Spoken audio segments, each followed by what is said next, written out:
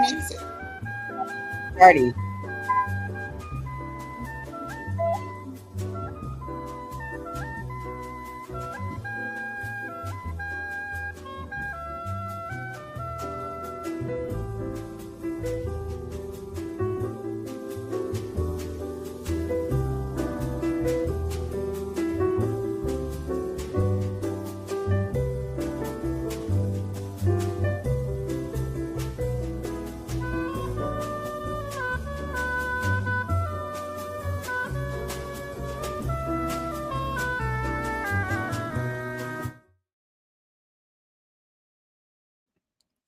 Greetings, everybody. We are back with our Black August virtual Sundays.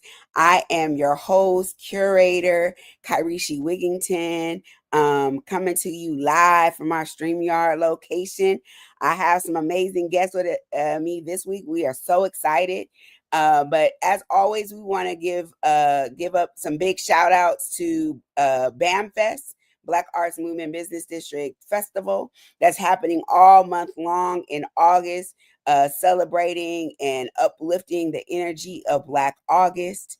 We want to shout out our matriarch, our visionary, Ayodele Nzinga, for pulling all of these fantastic people together and artistic situations and things all month long. We got in-person things happening in the Bay, and we got virtual things happening all month long, and really just proving the power of word, of spirit, of deed, of what happens when we come together collectively and pull in our energy.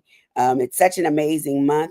I also want to shout out the organization, the Center for Third World Organizing, who is co-hosting these weekly events. This is our third Sunday, and let me tell y'all, if you haven't been here, I want you to go on YouTube, go on the BAMFest Facebook, and check it out. We have been hitting all. We done had some good conversations, y'all. This year's theme for BAMFest is inheritance. And so when I saw inheritance, I was like, what does that mean to me? What do I want to talk about? And what I immediately thought about is spirit, right? I thought about ancestors. I thought about, like, that's part of our inheritance, right? Is that we have folks on the other side.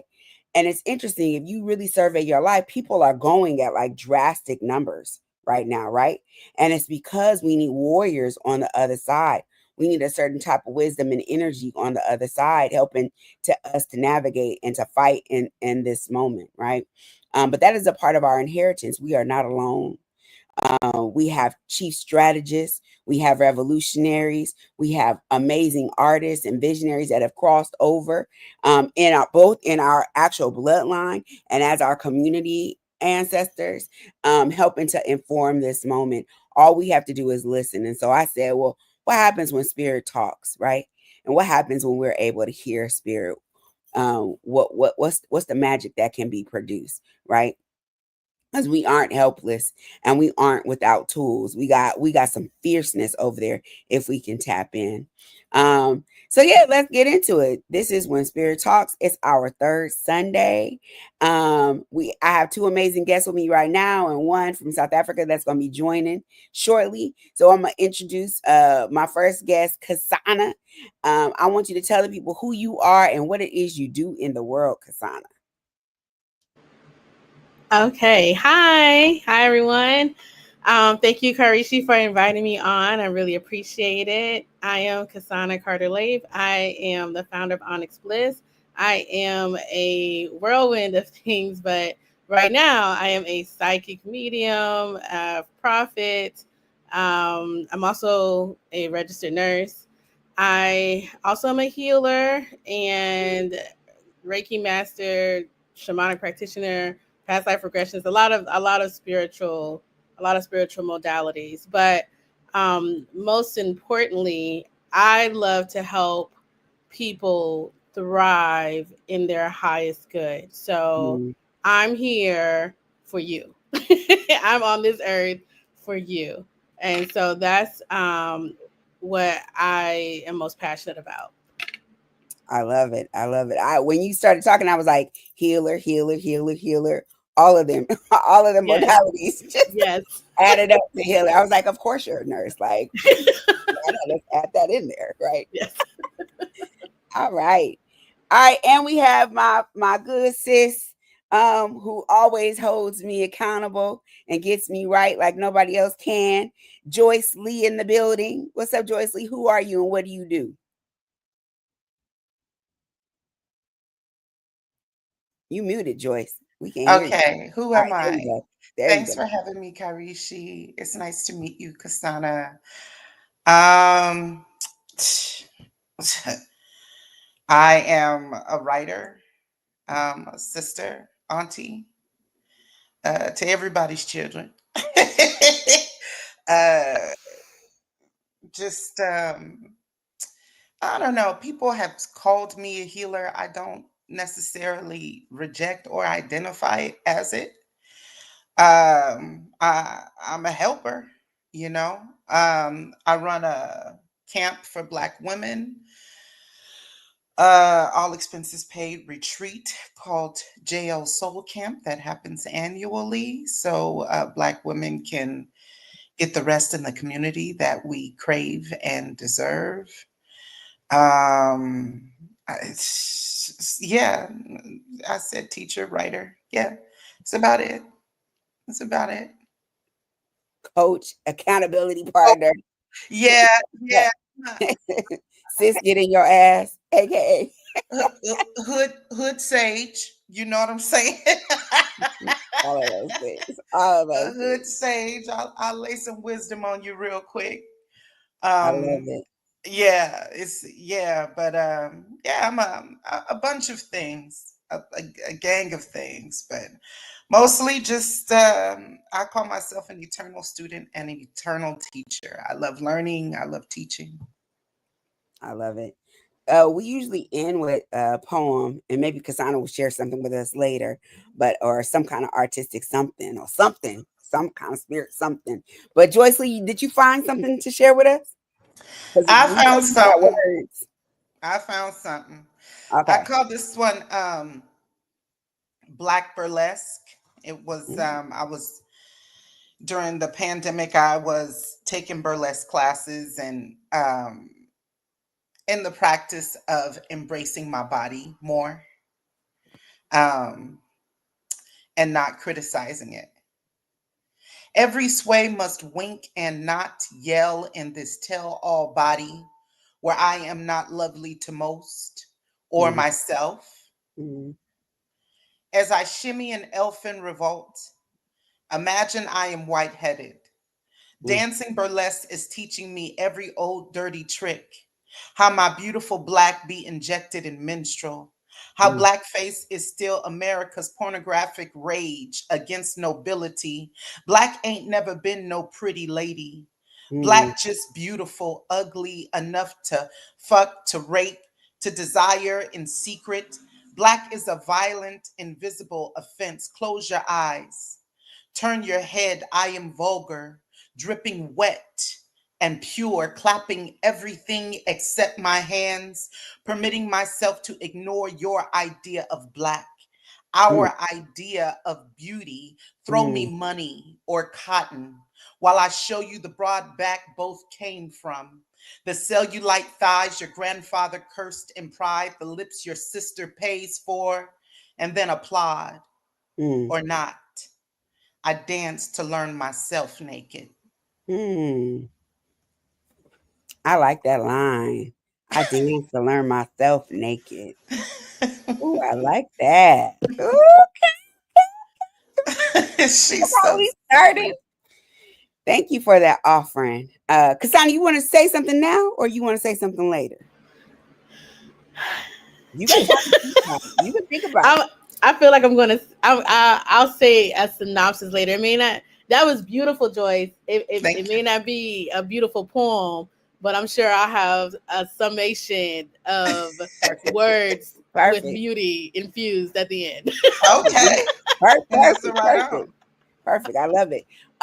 So I've been asking everybody this question, and I really like this question. We have we have in my job we do check-ins at our meetings, And somebody asked this question a couple of months ago, and I was like, "Oh, this got to go in my back pocket." I like this question. So the question is, if you are an ancestor, or when you become an ancestor, right, and say your people want you, they want you to show up for them, come talk to them, come do some work for them, whatever. What is it that people need to do to get your attention? Do they need to bring you something, do something? Like, what does that look like to get your attention? I'll go. Go, Kasana. Um, so they just gotta say my name. That's it. So I know you're talking to me. So you don't. Well, let me not say. If I mean, look, I know what kind of person, what kind of teenager I was, and my ancestors always been for me and kept me out of trouble when I didn't call their name or get them anything or bring them anything. So if you just, and my mom was always there. So if you just so if I'm not paying attention, just so you I know to pay attention, because everyone, we know not what we do a lot, but if you want to be really nice and you really, want to say thank you, I'm a sucker for candy and sweets. So I would just love me some sweets. But really, if you just say, cut or something where it resembles me, I'm there for the help. Just like I just want to make sure you're good, because without my ancestors, I would have been long in some terrible stuff. So you ain't got to do a lot for me. I ain't gonna make you do all that. I like it. We didn't had all kind of stuff. Folks was talking about last week. You got to speak to me in my indigenous tongue. They was like, "Don't come at me with no English." Baba Ty was like, "I need some grits." He said, "I need some grits." It was a whole bunch of soul food he wanted. He had requests like, I need food. Like we didn't have the gamut of answers. All right. I think it's something. I think I would choose. They would have to do something towards their growth that they're afraid to do. Take a risk. They would have to take a risk for me to come. That's so interesting that you were saying that. Why? I thought that too. I thought that was interesting too. Why? Okay. Are you not saying I don't take risks? Let's talk about it right now. Okay. All right. The reason I said that is because you seemed mildly resistant to the when we talk about rituals and cord cutting, and that you're not ready to change, you're not ready to do this, which is fine. That's all okay. And so I think it's interesting that if your ancestor or any ancestor requested that you had to change to show that you're growing, then that means by your definition, you won't be getting help. If that makes sense. No. Okay. And I appreciate your honesty about that. Listen, the cord cutting thing was about romantic love. And in my mind, I'm content. I can be by myself forever. It is not, look at, here go Kharyshi. I'm not saying, I didn't mean cord cutting specifically. I mean, because you Kharyshi, correct me if I'm wrong, because you were a witness. I thought you said something about you're just not ready to change. You're not ready to do something like that. Not cord cutting, but just what she was saying. I'm not ready to do the cord cutting, and I'm not ready to see things differently. I don't see them differently. I see them how I see them. And as far as romantic love goes, I just see things how I see them. I'm still in my experiences. Does that make sense? So I'm not gonna just like push myself out of it, especially if I feel like I can be alone. She feels like it's working for her. Okay, so my question, I don't want to redirect it. You can redirect it. I'm just testing Kharyshi out. We here now. Okay, so my question is, yes, we all can be alone. We're all well being alone. We actually do a lot of healing and growth when we're alone. It's actually required at aspects during certain times in our life for us to be alone, and we grow the most when we're alone. Do you want to be alone is my question. Is that something that you desire? Uh, Be honest. okay. I'm going to be honest. I would rather have, at this point today in my life, I would rather have a bunch of men than one. Mm, Okay. I would I'm not ready to be committed. I know what commitment takes. I know the work of love. I'm not ready to do that kind of work. And I don't know when I'm going to be ready to do that kind of work. It's selfless work and it's so much of it every day. I don't know if I'll ever be ready to commit to in that way, but am I always ready to be worshiped Mm-hmm. by several men and Mm-hmm. say thank you? Yes. let me So be Okay. in your that altar. way, yes, I'm ready for that always. Am I ready to constantly reciprocate? No. No. Mm, Okay. And that's No. okay. But Yeah, yeah. it's you've got to speak in that desire so it can come to fruition. Because if you don't even say it at all, like, oh, I'm okay being a single, I'm okay being, then that's what you're gonna get. You're gonna get people that want you to Mhm. make you feel like you're single. But you want Mhm. a horde of men, or what is it called? I hear him. A harem, yes, a harem of men that worship you, and they're out there. So speak it and claim it, so that they can come in. That's, you know what I mean. We gotta. That's what I mean by authentically in an alignment. If that's what you want, it's fine. No matter what it is, that's your desire. You should have what you want. That's why we came to this earth, to get what we want. You got to speak it and embody it so you can attract it. Does that make sense? Well, yeah, no, and I've Uh huh. definitely been attracting it, definitely. Okay. I'm Okay. just not ready. I'm just not For that other ready. Uh-huh. part. For that other part. Well, and so then, like, so how do I say this? Spirit, give me the words to say this, to give the perfect words. So because it feels like the energy feels like, okay, so since that's what you want, if it feels like you are calling in monogamy and one person who's perfect for you, which is not what you want at all. So it feels like a misalignment. That's just what it feels like. What you desire, which is the harem, which I get that. I understand. I understand. I'm happily married, but I And understand. that's just today though. Yeah, okay, and I get that. It's just it feels like it's is the energy that. So I just when I it just doesn't feel like I see what I can see where the confusion was with the growth and the ancestor, because even I, who are in energies all the time, not without permission, but just I don't, just in energies, even I was like, that doesn't feel like it's in alignment. So I Can totally. I add something? Mm-hmm. I think a couple of things happen. One, I think when we talk about relationships, it is very difficult to we often aren't having conversations about nuance Mm-hmm. and stretching what is seen as the norm.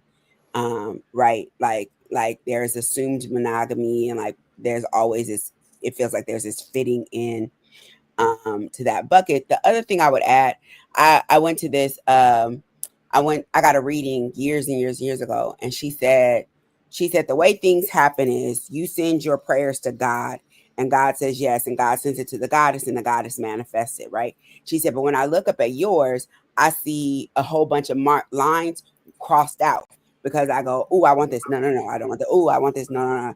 And I keep changing my mind. And so when you were even talking about like the misalignment and the confusion, like, and then Joyce was like, well, today, right? I think sometimes Mm-hmm. it's hard, like, as artists, as vibrant Black women, as complicated souls, sometimes what we want is not neatly tidily fire sign women in a box, and so we're often changing, and that I think that then produces issues with manifestation, like something Uh that's in a wash. yes, I can That's see my that. 2 cents around it. You Mm-hmm. know, I feel like what my girlfriend initially was getting at, her idea was no, and she said it, no, I see you with one person, and all of my relationships previously have been more so on the monogamous side of things. Where polyamory is comfortable for me is I still get my needs met without having to um, do, like, I mean, it's a commitment, but it's a different kind of commitment. It's more freeing and less traditional. Like, these outside expectations aren't really put on you in a way they are in monogamous relationships. But part of my going towards polyamory is a lack of faith. I don't have Mm, that I can get everything that I need in one person. mm, mm, And I'm very aware of that. And that has nothing to do with me. It has to do with how men have shown up via patriarchy everywhere. Mhm. It doesn't necessarily have to do with, like, oh, I'm stuck here. Uh, the part where I'm stuck is in experiencing how my mom navigated relationships and things just being snatched away. Um, Relationships with my father being snatched away, safe places being snatched away, and being in a monogamous relationship where I experienced my husband's sudden death. So all of these ideas that if it is good, if it is safe, if it is these things, it has a timer on it. So I'm very aware of where you know, I'm aware of my shit. I'm aware of it. But I don't think that has to, like, it doesn't transfer into there is no such thing as a good man and da da da da da. I believe in that. I've seen great, beautiful, loving partners, and I believe in them for other women. I so then it so that you be speaking with a double tongue. I just want you No, to know. no, I And hear because no, no, because I'm saying it's you're a not me. I'm speaker, saying I believe in it for other women. I hear yes, but myself. you also started this off by saying that it wasn't because of you, it was because of men and patriarchy, right? But part of that faith is really about you, right? And part of, I think, one of the challenging things about faith, and I say this to you to say it to myself, is being able to trust and know. I would say even more than trust, to know, regardless of what you have seen, right? Regardless of what be existing around you, mm, regardless of what you even deep down believe about yourself, right? Um, like, so it, if you believe it for other people, then you have to be like, there's a issue if you're not believing it for yourself, right? And that thing, that's the issue, that's you, that's not them. Okay. That's part of that work. And I say it to you to say to myself because, I have my own, it's really hard to walk by faith and not by sight. That is one of the most challenging things, I think. Well, I don't, when it comes to, like, okay, when it comes to, like, things as serious as someone coming into my life and shifting a lot of about it, Mhm. I I want to use my eyeballs. Okay, I want to use my eyeballs and my brain. And I don't want to use faith. I want to go by what I've seen and what I'm being shown, and those are the only ways I really feel safe, is to trust myself. It's a hyper independence. It really is. I get it. I like Christopher's question. He said, Mhm. what if love required in relationship is not work?" I haven't seen that, Christopher. I think Well, everything is work. Yeah, Loving yourself is work. loving a little baby is work. And so they're the I cutest people. I haven't seen it. I'll speak to that. So Chris and I are married. We got married earlier this year, and we met. Our alignment is a spiritual alignment. So my mother passed away last year. His mother passed away when he was younger, and we Mm, feel that our moms brought us together.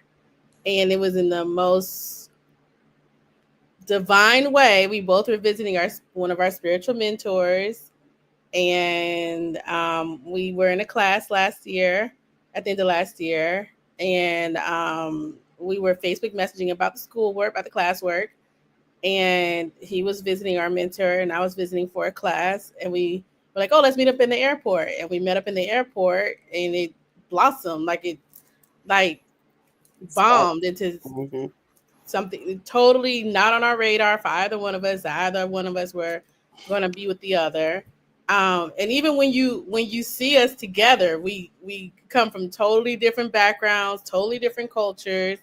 Um, like you would not like we've gone to restaurants and they didn't realize we were there together coming in to sit down. Like if there's a group of people, they'll put me with another group, put him with another group, and like no, we're here as a couple.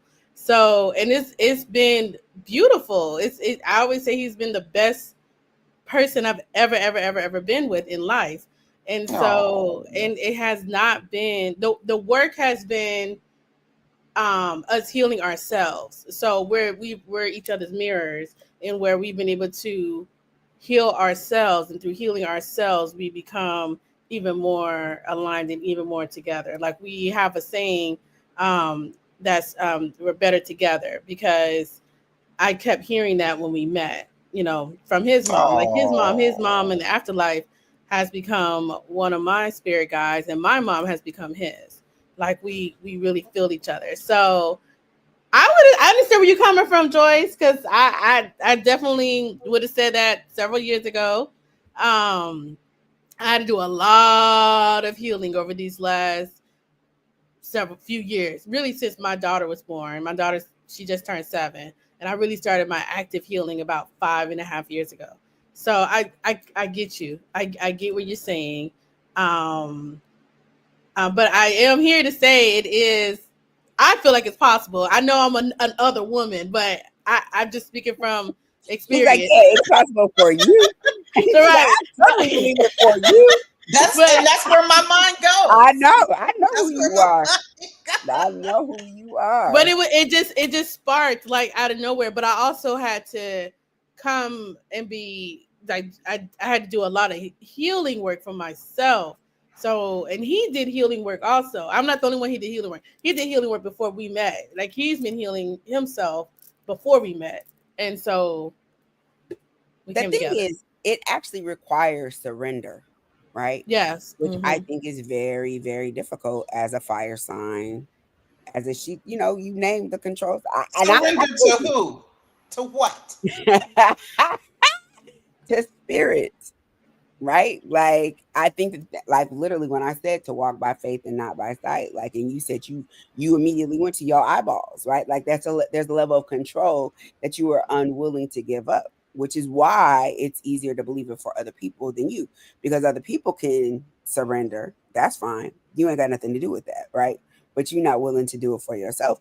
And I also want to say, like, I don't know that romantic love is the epitome of what people should be striving for. Like that's the other thing, right? Like That's where I live.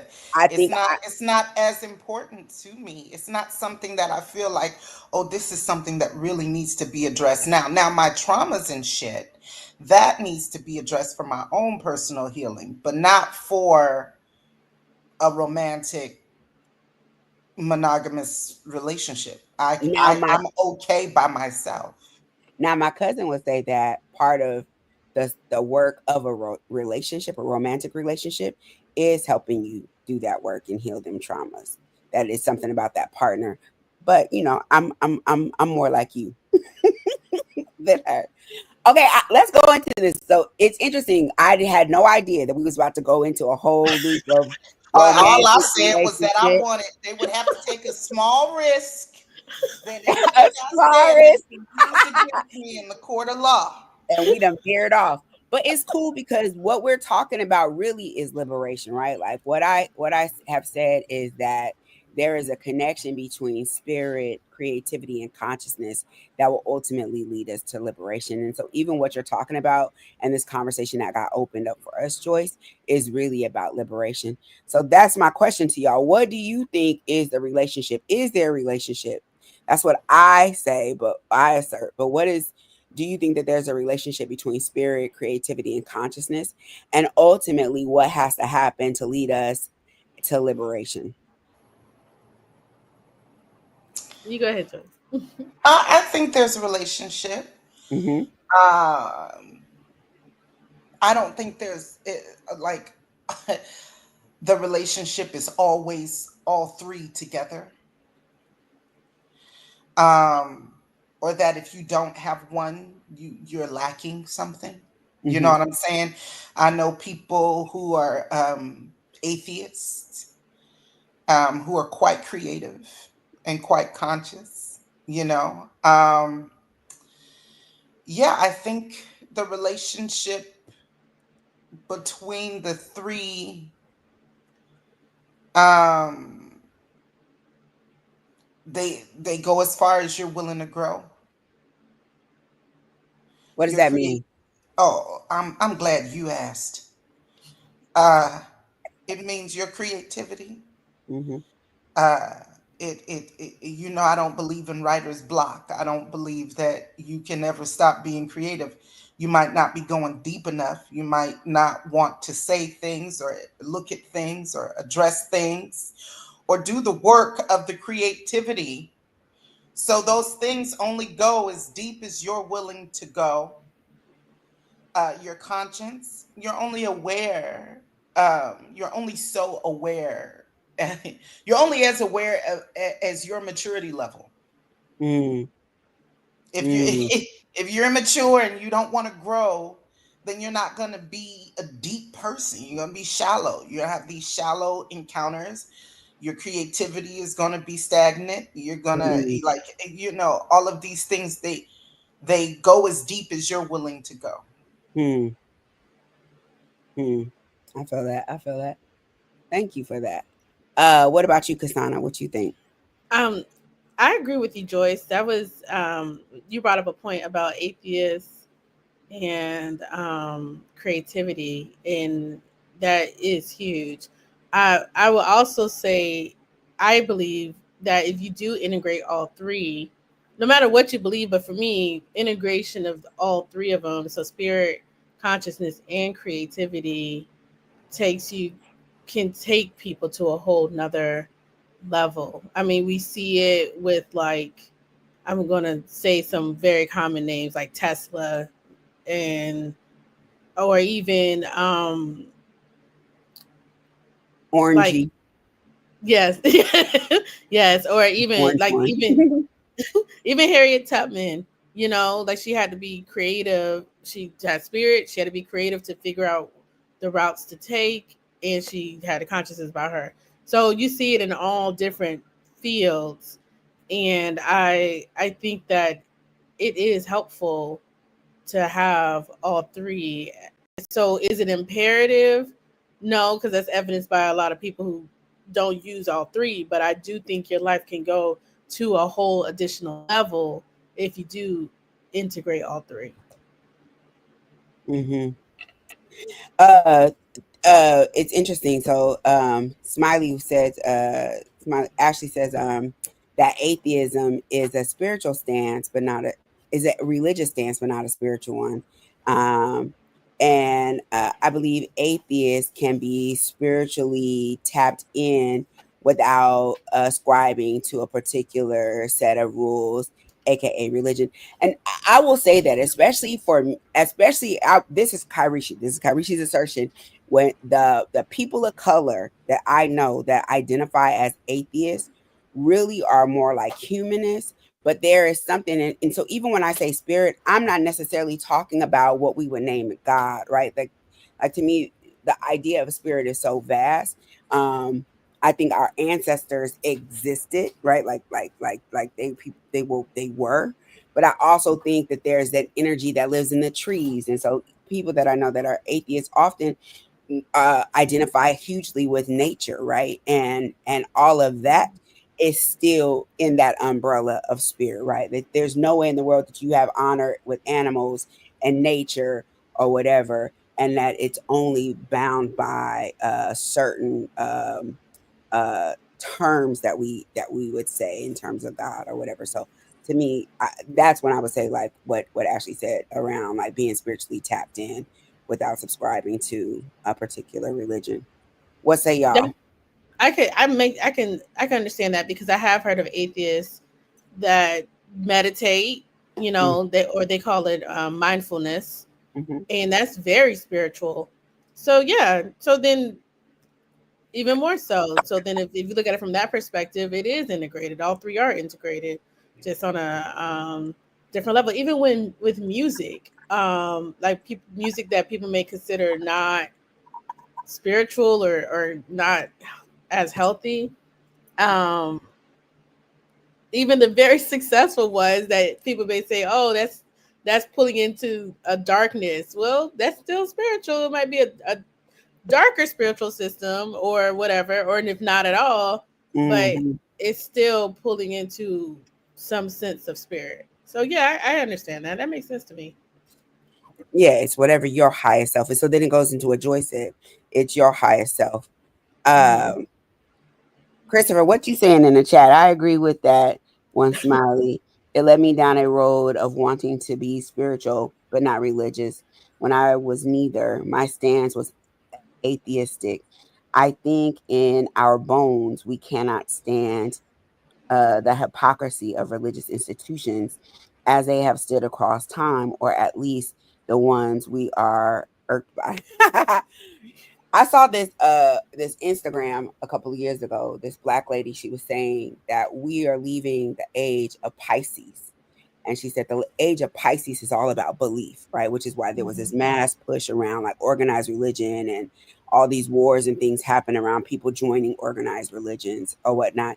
And she said we're moving into the age of Aquarius, which is all about what you know, right? And I even think about that Oprah book, like what I know for sure, right? Like this period that we're moving into, and you see, it has felt like for the last few years to me, a line is being drawn in the sand, right? A very clear line around me is being drawn in the sand. And people are being asked, like, what do you represent? Who are you? What do you know beyond just what you're saying, but how are you living your actual belief system? Like, what do you know for sure? Um, and I feel like that it is very clear energy, and it is not allowing people to waver.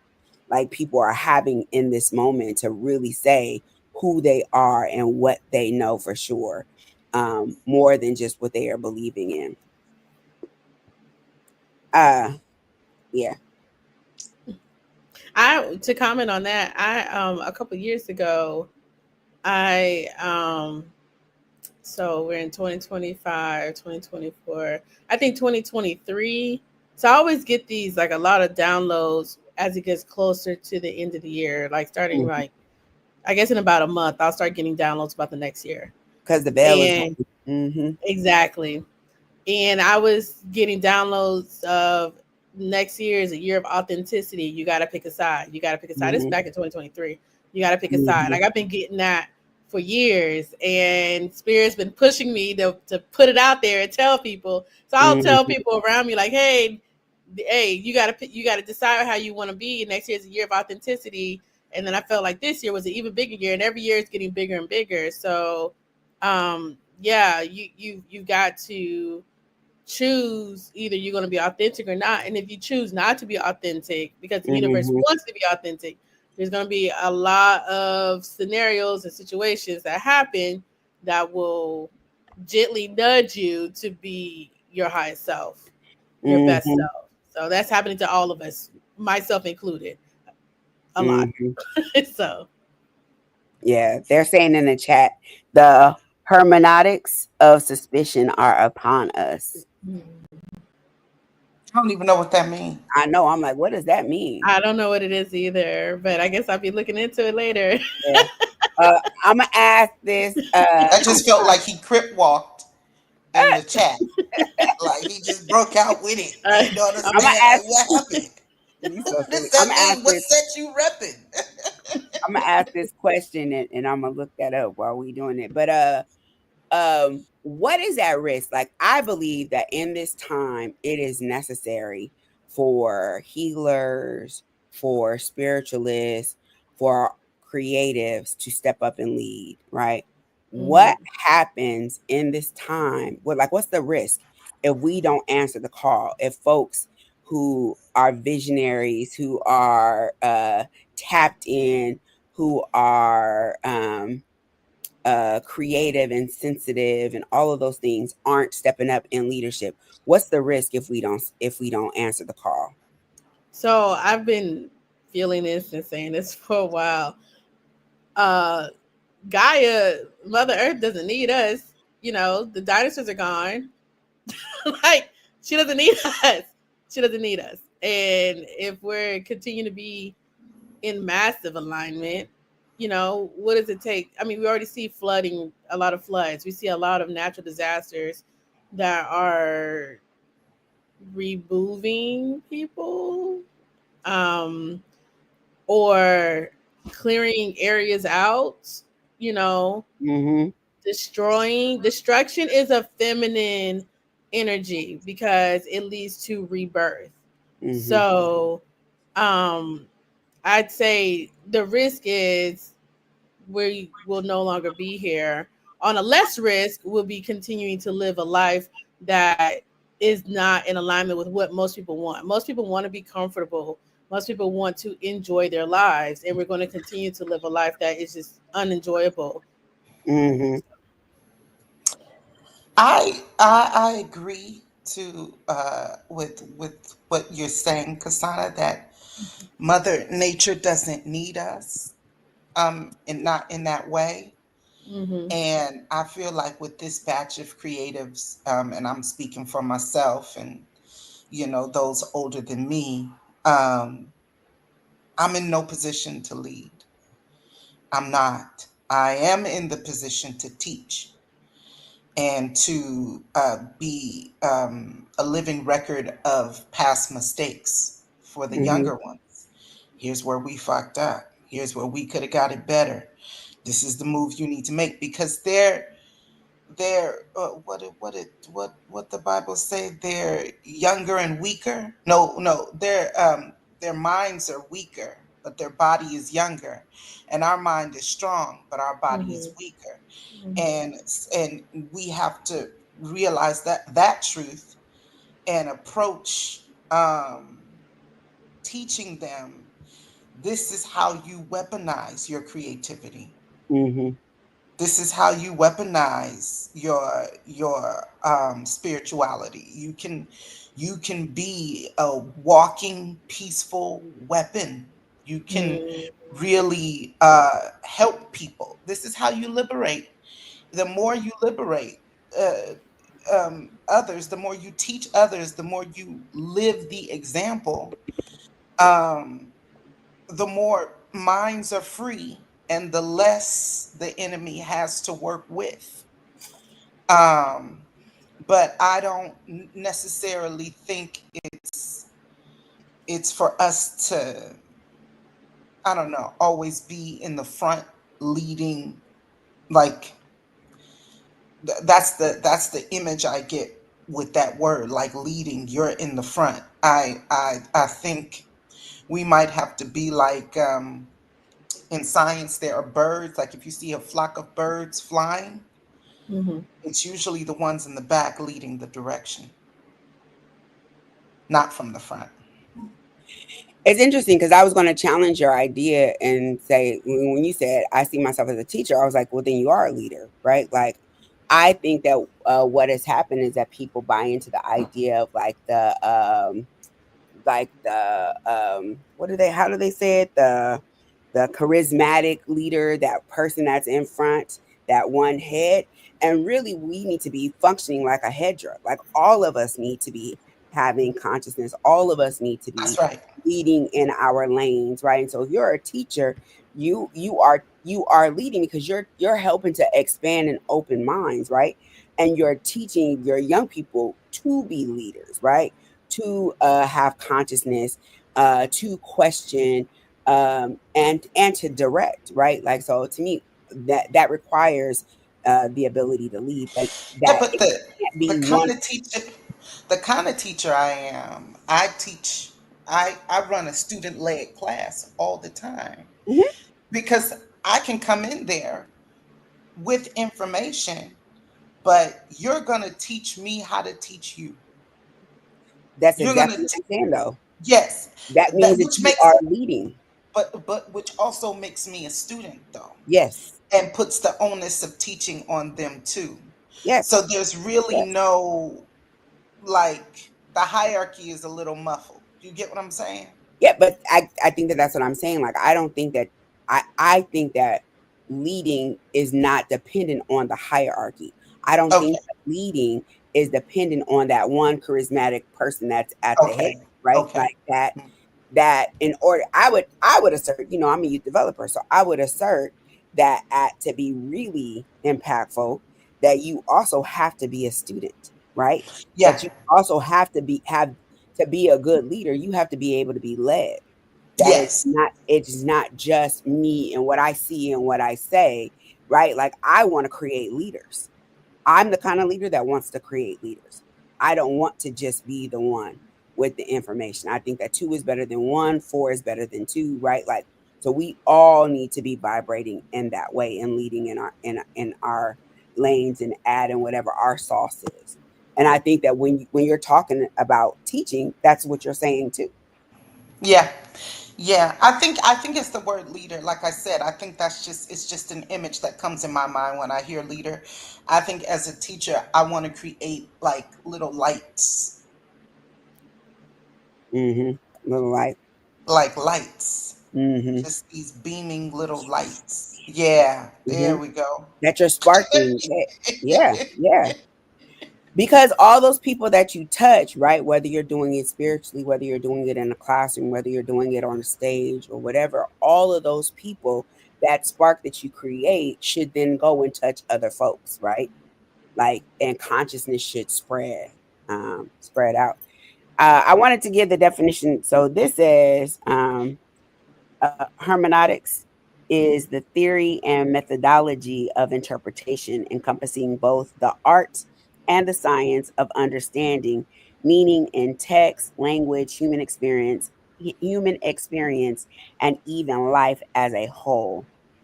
It goes beyond simple understanding something. It seeks to uncover the intended meaning of a communication, considering its context and the interpreter's own historical and cultural background.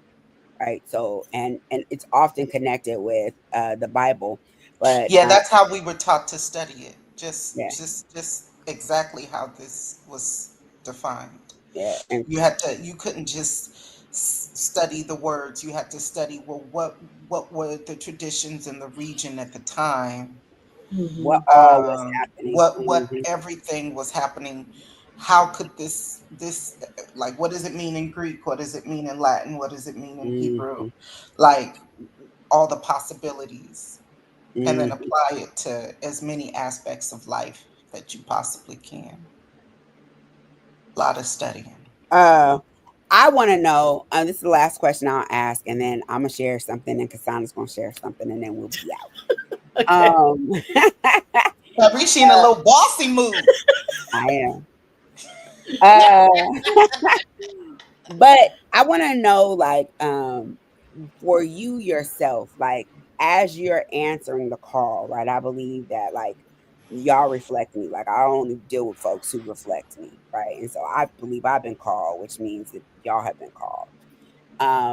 What is the impact that will happen as a result of you answering the call? Like, what's your impact in the world going to be? What do you believe it's going to be? Answering the call, do you mean like dying? Like, No, I mean, like, actually, I mean, living your purpose, ah, doing the work that you're supposed to do in the world. What's going to happen? I don't know. What'll happen as a result of you? I'll answer that. Did she say she don't know? I don't know. They should I'm have gonna never say put an Aries and two Leos on at the same time. I'm gonna What say what's gonna what were they happen. thinking? I I think as a as we answer our calls, or as we're living our truth, or being in our purpose, or moving as we should, moving to our highest good, it will unlock a lot of other people to be in their highest good, because we are all healers on here, and teachers and mentors and leaders, whether you like the word or not. And I think we're here to help move people around us, even, friends, family, people watch us whether we know it or not. And I think in a way we inspire people to move differently, that's more healing for them, maybe, more creative, more conscious, more spiritual, or let me do this or let me do that. They may not even realize the influence, and we may not even realize the influence, but I think by us living our highest purpose, we give permission to people to live their highest purpose as well. Definitely. Definitely. What about you, Joyce Lee? You figured it out yet? I don't know. I mean, I really don't know what the impact will be. I'm hoping that I've left enough remnants to in positivity, that I leave enough on earth that somebody will want to study some of the things that I've written, some of the things that I've done. Um, I'm hoping that somebody sees me as someone worthy of studying to be better. Mm. But do I know if that's going to happen? No, I have no idea. I don't know the impact I'll leave on good people, but I know the impact I'm going to leave on people I don't like. Ooh, what you called her resistant, Katana? Didn't you call her I resistant? sure did. I was like, I had a whole reading for you just now, but I was like, no, we're You on wasn't public lying, places. Katana. You wasn't lying, Katana. You wasn't lying. Joyce Lee is a mess. I think that when you talk about those light bulbs, right? Like all of those light bulbs are your impact. Um, I think you inspire people to be better, to be their best selves, even if you get on their nerves, because you get on my nerves, truly, right? But your voice is in my head often, right? So I can say firsthand, like that is the impact, like inspiring people to be their best selves. All right, Kasana, you want me to go first, or you want to go first? Oh, now she asking. Now she got questions. So this is your show, so I'll go first, so you can have Close the out. final Okay, word. all I right, think all right, that's what's all right. so it won't be poetry, but let's me see. I'm going to say something that's gonna I'll say something that I'm channeled from spirit. So give me 2 seconds. Okay, it's time to live from our highest self. Be wary of walking into the old parts of us that are dead and gone. Don't try to put that old skin on. Don't try to relive those Mhm, times. That is gone. It's time to move forward, move gently, I'm hearing, but move forward, because this will catapult you to a life you never knew existed. mhm, Release the fear, release the resistance of it all. um, you will be met with people, animals, spirits, ancestors that will carry you along the way. But you have to let go of the fear. Fear is a human experience, and we're elevating beyond being human. So let the fear go. Thank mhm. you, Ashe. Ashe.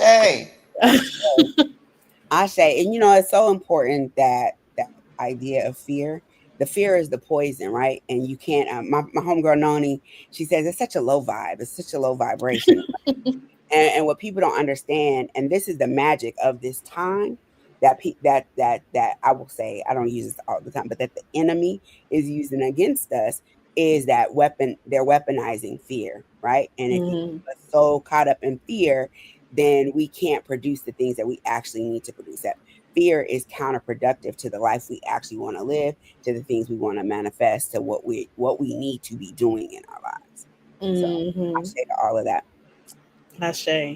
All right, so Ashe. I'm gonna close out with this piece, this little piece I wrote. I don't know if people know this, but I've been dealing with disability and some conditions that have really diminished my mobility. Um, and when I'm in the water, I love to swim. I'm a mermaid. I love the water. But the thing about being in the water is that it's freeing, right? Like it that in the water you could do anything. Like I can dance the way I want to dance. Like I'm moving without pain. It's like all the things. And so I was thinking like, what would happen if I could like get out of my bed and step into like a bubble, like a water suit or something, like a bubble or something of water that I could move around and I could be free again, and be how I want to be. So this piece is called "In the Water."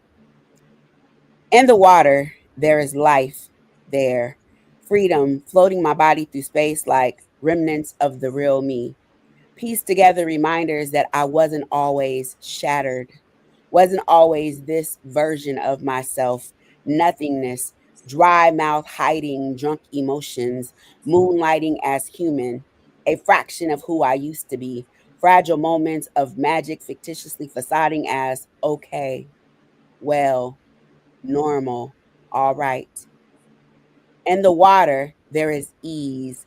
Places where rough edges are softened, once broken bones break back into motion. Lubrication doesn't just surge through joints, it moves me along my day, beyond barriers, bed, down hallways of hope and possibility, through meandering streets of activity. Weighted appendages, swollen with grief, seem to be expanding faster than time can count for. My frame is shape-shifting, eagerly morphing like the glimmer of a full moon, shimmering with signs of euphoria, passion, fun, all things lived and not wanting. In the water, I can do anything I want. My energy isn't limited by form and function, not riddled with pain or subjected to the frailty of injury. Instead, my legs drift down walkways of wetness, flooded by tears of elation, not bound by illness, without cures or ailments doctors aren't interested in.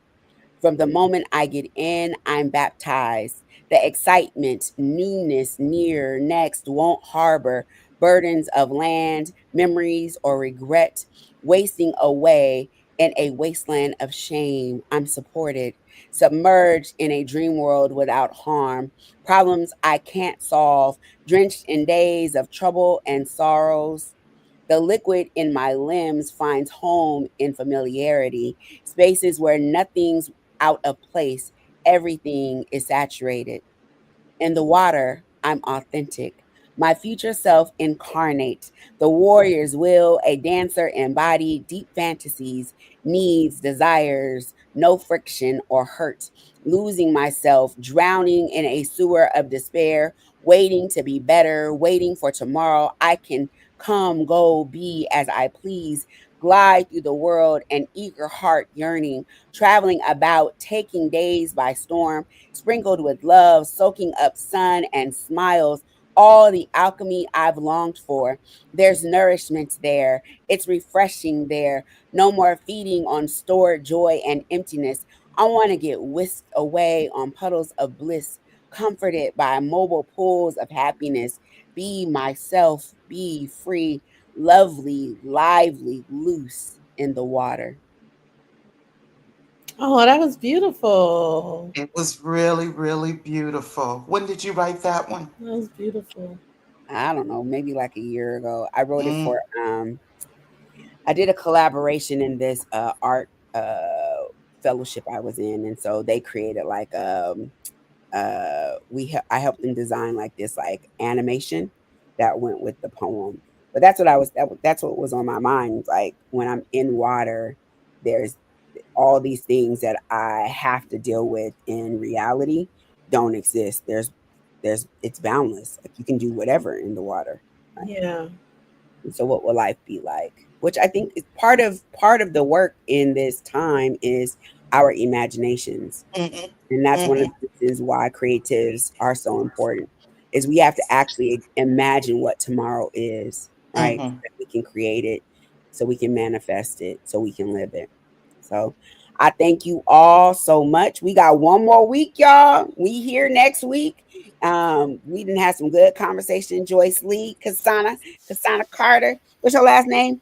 Lape, Cassandra Late. Carter Lape. Kasana Carter Late. Congratulations. Thank you so much. Thank Yes, you. congratulations. So we here Thank next week. you. Thank y'all so much for the discussion. Everybody in the chat, Ashley, Christopher, all the folks that joined us. We'll see you next week. We got another stellar group of folks, and we talking about when spirit talks, what happens. Shout out to BAMFest. Shout out to the Center for Third World Organizing.